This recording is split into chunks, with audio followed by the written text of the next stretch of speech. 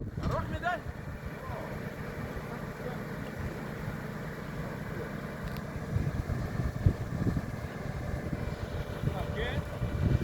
יום ראשון, הנפה של הכלי לתוך הבור.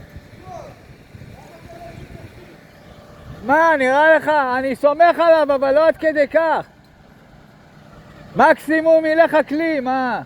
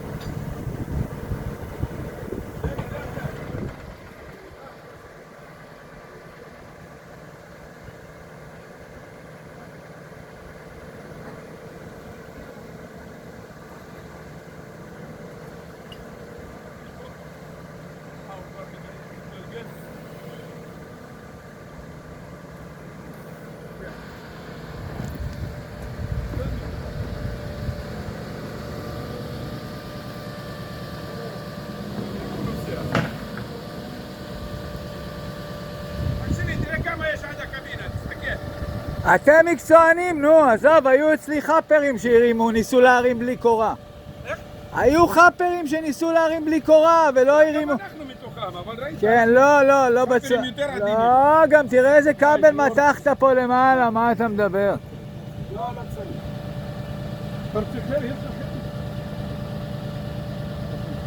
רק שלא ירוץ לך על הכיוון הרגל עכשיו. לא יודע איך הוא יביא אותו.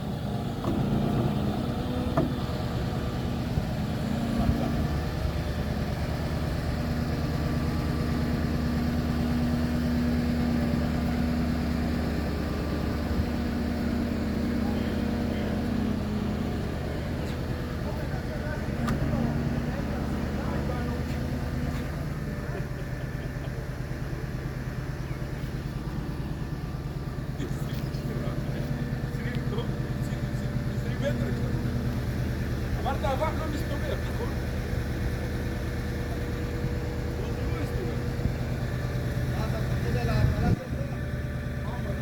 עגלה, כן, 250,000 שקל עגלה. כן. חוץ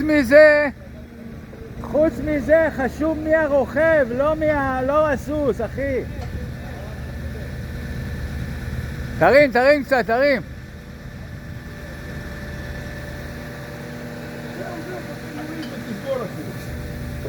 תברח מהקיר, יש ברזלים בצמוד.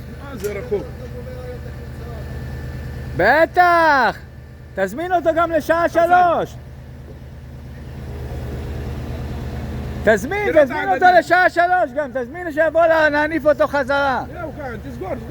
אתה רואה כמה ג'ריקנים סולר הבאתי, אתה רואה? זה התחנת דלק שלך?